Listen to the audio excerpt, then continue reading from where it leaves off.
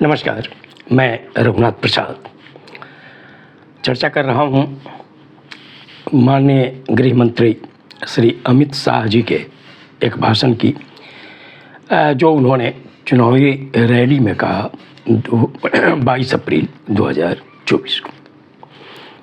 जैसा कि हम सभी जानते हैं, कांग्रेस मैनिफेस्टो के कुछ बिंदु इतने महत्वपूर्ण हैं जो श्री राहुल गांधी सहित अन्य सभी कांग्रेसी नेताओं के द्वारा जनता तक पहुंचाए जा रहे हैं और जिसके कारण भारतीय जनता पार्टी काफ़ी परेशान नज़र आ रही है। और ऐसी परिस्थिति में मैनिफेस्टो में जो बातें हैं उनका अजीब तरह से इंटरप्रिटेशन कर जनता के सामने परोसा जा रहा है, इस तरह से कि अंततः चुनाव धार्मिक ध्रुवीकरण पे चला जाए, जिसमें अभी तक भारतीय जनता पार्टी सफल नहीं हो पाई है। जब माननीय प्रधानमंत्री जी ने मंगलसूत्र का प्रश्न उठा दिया तो धराधर कांग्रेसी नेताओं ने इस पर प्रतिक्रिया व्यक्त की और मैं समझता हूं कि अब भारतीय जनता इस बात को समझ गई है कि कांग्रेस के मैनिफेस्टो में इस तरह की कोई बात नहीं।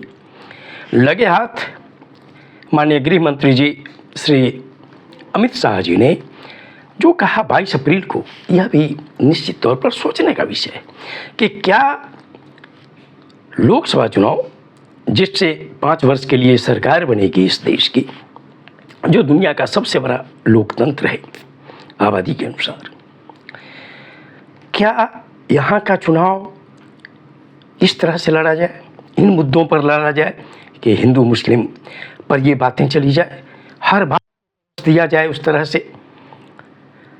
और जो 2006 में तत्कालीन प्रधानमंत्री श्री मनमोहन सिंह जी ने जो बातें कही उसको कट करके उसका सिर्फ एक अंश, अधूरा अंश लेकर परोसा जाए, यह कितना सही है, यह भारतीय जनता पार्टी के बड़े नेताओं को अवश्य सोचना चाहिए। आज हमें यह सोचने को मजबूर होना पड़ा है कि आखिर श्री अमित शाह जी ने ये क्यों कहा कि कांग्रेस पार्टी यदि सत्ता में आती है तो उनकी नज़र देश के मंदिरों पर है, मोनास्ट्रीज पर है, अर्थात मठों पर है। यह अत्यंत दुखद बात है। भारत में जो हिंदू धर्म से संबंधित मंदिर हैं, मैं समझता हूँ कि ज़्यादातर मंदिर के लिए अपना ट्रस्ट है, उसकी अपनी कार्यकारिणी समिति है जिसके द्वारा उनका संचालन होता है। कहाँ कांग्रेस के मैनिफेस्टो में ये बात है कि मंदिर और मठ की प्रॉपर्टी ली जाएगी? ऐसी तो कोई बात नहीं है। मैं समझता हूँ कि माननीय गृह मंत्री जी को अगर यही अटैक करना था तो उनको यह भी बतलाना चाहिए था कि क्या किसी भी धर्म के जो महत्वपूर्ण धार्मिक स्थल हैं, जैसे ईसाई धर्म के जो चर्च हैं, मैं समझता हूँ कि ईसाई मिशनरी जिनकी आबादी ईसाइयों की भारत में 2.5 करोड़ के आसपास है, उनके द्वारा जितने school no loss no profit के आधार पर चलाए जा रहे हैं मिशनरी स्कूल, इन्होंने हमारे देश में शिक्षा की जागृति में बहुत बड़ा योगदान दिया। जहाँ तक सिख धर्म जिनकी आबादी 3 करोड़ के आसपास है अपने देश में, उनके जो गुरुद्वारे हैं वो लंगर चलाते हैं, वो विभिन्न तरह के सामाजिक कार्य करते हैं। 2020 के 21 के कोरोना के समय हम लोगों ने देखा है कि गुरुद्वारा से संबंधित संस्थाएं कितनी सजग रहीं जनता की सेवा करने के लिए।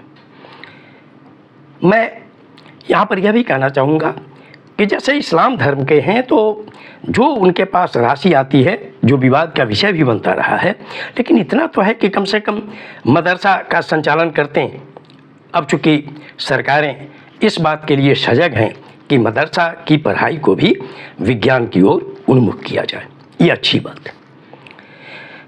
लेकिन माननीय गृह मंत्री जी को यह बोलना चाहिए था कि जो अपने देश के हिंदू धर्म के जो मंदिर और मठ हैं, चूँकि उनका इशारा उसी पर था कि कांग्रेस पार्टी की नज़र पर अगर यही रहता तो कांग्रेस पार्टी तो बहुत लंबे समय तक इस देश में शासन में रही है। उन्होंने कहाँ इस पर कोई ऐसा कोई कानून बनाया कि उनकी संपत्ति ले ली जाए। मैं अपने देश की जनता की जानकारी के लिए ये कहना चाहूँगा कि मैं चूँकि बिहारवासी हूँ, मैंने देखा है कि यहाँ पर एक महावीर मंदिर है, उसका ट्रस्ट है और उनसे जो राशि होती है ये ठीक है, कोई धार्मिक स्थलों पर भी वो काम करते हैं, उनमें भी चंदा वगैरह देते हैं। लेकिन कुछ जो संस्थाएं हैं स्वास्थ्य के क्षेत्र में वो निश्चित तौर पर सराहनीय है। चूँकि पटना में कैंसर अस्पताल महावीर मंदिर ट्रस्ट के राशि से चलाई जा रही है, महावीर आरोग्य संस्थान चलाई जा रही है जहाँ पर बच्चों के महिलाओं के इलाज हुआ करते हैं। आँखों के लिए भी यहाँ पर एक अलग से अस्पताल है, एक और अस्पताल की व्यवस्था हो रही है सीनियर सिटीजन के लिए। तो ये तो उस मंदिर की चर्चा मैंने की। माननीय गृह मंत्री जी को इस बात की भी जानकारी देश की जनता को देनी चाहिए कि हमारे यहाँ जो हजारों हजार हिंदू मंदिर हैं उनकी आमदनी क्या है। और ठीक है कि उन्हें अपने एम्प्लॉइज पर खर्च करना पड़ता है और पूजा पाठ पर खर्च करना पड़ता है और मंदिर के विकास के लिए भी काम करना पड़ता है, उनकी देख रेख के लिए भी काम करना पड़ता है। फिर भी उन मंदिरों की जो प्रॉपर्टी, मैं समझता हूँ कि कुछ मंदिर, चूँकि मैं जब शिरडी गया था साईं बाबा मंदिर, तो वहाँ पर मैंने देखा कि साईं बाबा मंदिर के द्वारा कुछ संस्थाएं चलाई जा रही हैं स्कूल के रूप में, अस्पताल के रूप में।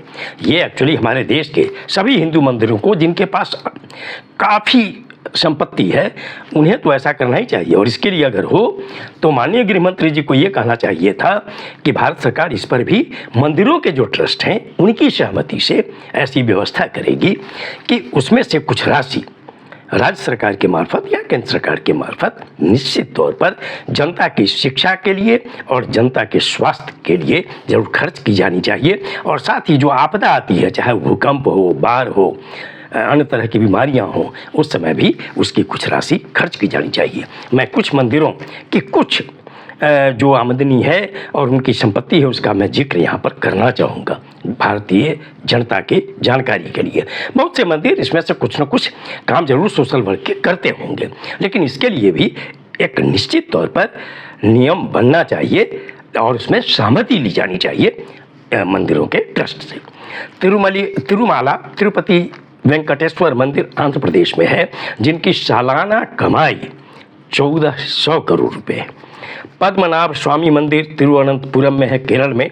इस मंदिर का नेटवर्थ 1.20 लाख करोड़ है। गुरुवयूर देवासम केरल में मंदिर है। 2022 में इस मंदिर का बैंक डिपॉजिट 1737 करोड़ रुपए था और 271 एकड़ जमीन इसके पास है। सोमनाथ मंदिर के पास जो आमदनी डेली आती है वो तो अलग, 1700 एकड़ जमीन है। वैष्णो देवी मंदिर जम्मू विगत 20 वर्षों में ही एक RTI इन्फॉर्मेशन के अनुसार ये पता लगा है, जो मैंने देखा कहीं सोशल मीडिया पर, कि 1800 किलो सोना, 4700 किलो चांदी और 2000 करोड़ रुपए प्राप्त हुए। वैष्णो देवी मंदिर भी विभिन्न तरह के सोशल वर्क करते हैं, क्योंकि मैंने भी वहाँ जाकर देखा। जगन्नाथपुरी का नेटवर्थ 150 करोड़ रुपए का है और मैंने कहीं सोशल मीडिया पर देखा कि 30,000 एकड़ जमीन इस मंदिर के पास है। जगन्नाथपुरी जाने का मुझे भी अवसर मिला है, सोमनाथ मंदिर जाने का मुझे भी अवसर मिला है। और सिद्धिविनायक मंदिर जहाँ मैं भी गया हूँ, उसका नेटवर्थ 125 करोड़ रुपए है और रोजाना 30 लाख की आमदनी है।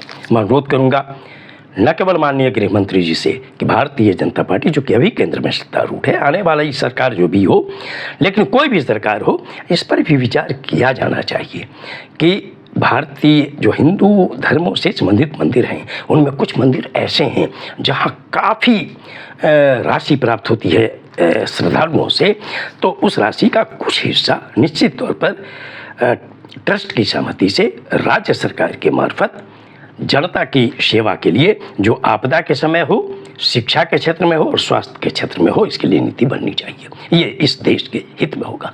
ये वीडियो आपको अच्छा लगा हो तो निश्चित तौर पर लाइक करें, शेयर करें। अब तक मेरे चैनल को आपने सब्सक्राइब नहीं किया, सब्सक्राइब करें, बेल आइकन को टच करें ताकि मेरे हर आने वाले वीडियो का नोटिफिकेशन आपको तुरंत मिल जाए। आप सभी लोगों के लिए शुभकामनाएं। धन्यवाद। जय हिंद।